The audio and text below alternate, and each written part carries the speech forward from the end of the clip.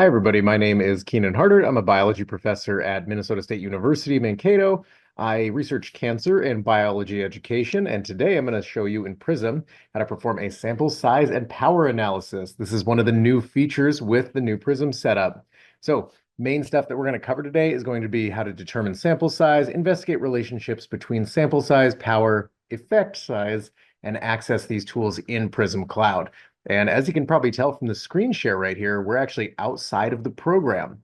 So the reason that we want to do this is power analysis can tell you, oftentimes before you even start or after, what sample size you might need to achieve a certain statistical certainty and design with your planning.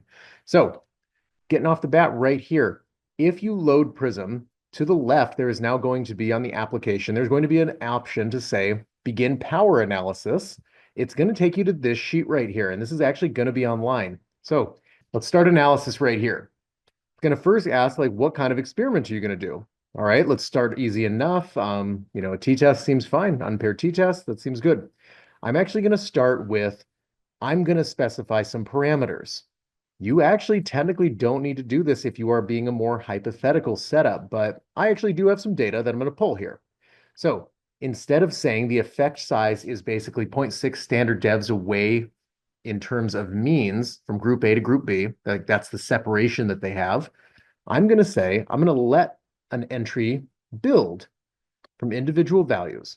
So right here, I have group 1, and I'm going to say, all right, let's call group 1 exam 1.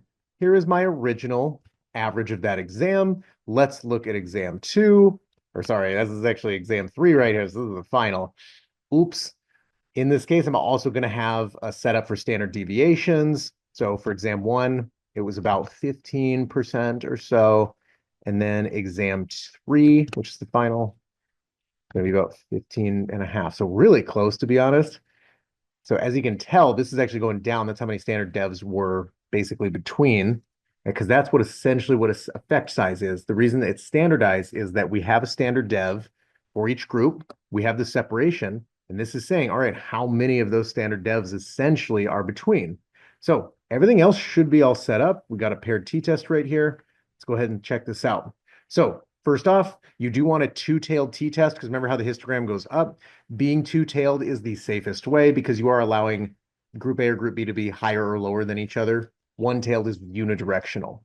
Now, power is going to say that 80% of the time, if we know that the truth is that group A and group B are truly different, 80% of the time, we're going to catch it.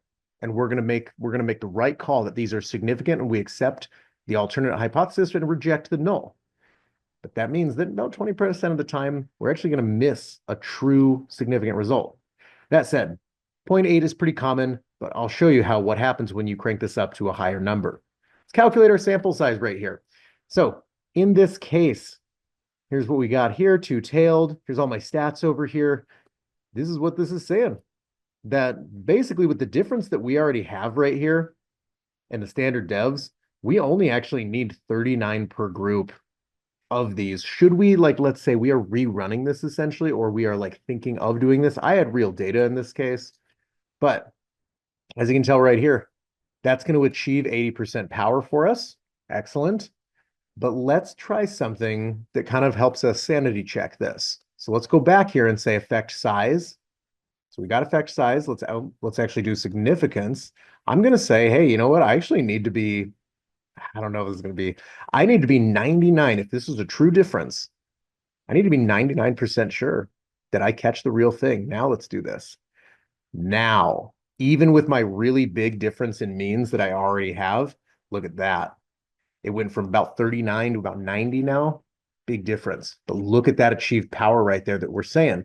This means that 90, like an N of 90 per group is what you're going to need to be 99% sure that if it's a true result, you're going to catch it. So this goes into some pretty heavy stats to say the least, but this is really helpful tool to handle. Kind of pairs really well with Prism's other online tools and things, but this time this is a much more like integrated setup here. So let's go all the way back. Let's try a few other things. If you wanted to do paired means right here, you could specify these parameters and say like, yep, give me my group means. The main difference with a paired t-test is like, hey, how is the correlation right here? So I don't think let's not run this through the whole thing, but let's say that this correlation was pretty high. That's actually quite a bit. That's a pretty large number right there. See how that actually increased or decreased my effect size value, I think, or sorry, increased it.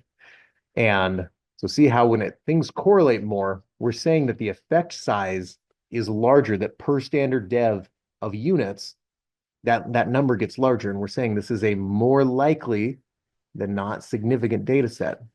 So if we moved here, again, target power, two-tailed t-test, let's take a look again.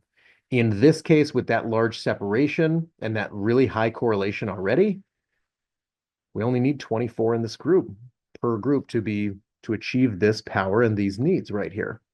So, I wonder if I can go back to my original. I don't want to click back. I don't know what'll happen. But what I can do as well right here, if I wanted to go back to maybe a t-test right here, like we had, compare two means, let's specify, let's go right here. So what I did just click was the default. So this is actually going to say, hey, I'm just assuming right here what the effect size is going to be. I actually don't have the raw data yet.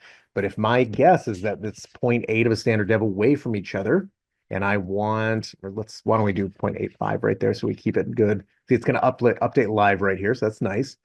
Let's say I do want a pretty high power. See, every time I go up in power, that's going to go up, right? The plot is also really nicely done where it's going to show you, all right, here's your power. And if you want 0.8, that's what you need, about 44. But if you want 0.9, see what you're going to have to do right there, about 60 in that case, and see how it's going to level off like this. And eventually it's like, all right, to achieve 100% power, technically isn't, I don't think strictly speaking possible, but see how much higher you have to get with the total sample size here. The table is also going to do a decent job for you showing, all right, here's the power and the effect size that we can deal with depending on what we've got. So it's going to be able to say, if I want a higher power, but I have a higher sample size, I can deal with a lower difference between the two groups. All right, next, again, you could do the same stuff right here with some great ANOVAs. Let's see right here. You can put in your raw variance and within group. You can do group means between the three or more groups, anything like that. I'm going to say that, let's say, I'm going to say there's 4 groups, and let's say I'm going to say there's at least half a standard dev between each, maybe one. Take a look here, common, perfect. All right. And this is going to give me a really good little setup right here and says, all right, if you want that power, you're going to need at least this much for those. So the true core excellence for this tool is in that it is going to be able to say, if you want to start an experiment, like let's say that you need to, let's go back here. If you want to do, a plant setup where you go to 12 sites and get 12 samples or something, you need to do 12 tests per site. And let's say you had the 4 sites on here in order to achieve what you want. Now, the coolest thing about power analyses is that you do get to customize this, okay? You can say, and hey, maybe sometimes you only want 0.5 power. And you're like, hey, I can only visit so many sites and collect so many plants. You'll just have to say, my power is a little lower. Now, given everything that is on the cloud, you can integrate this with your Prism Cloud account. As you can tell back in the beginning workspace, I'm logged in and all set up over here. So super easy, great new setup. So highly recommend you give that a shot.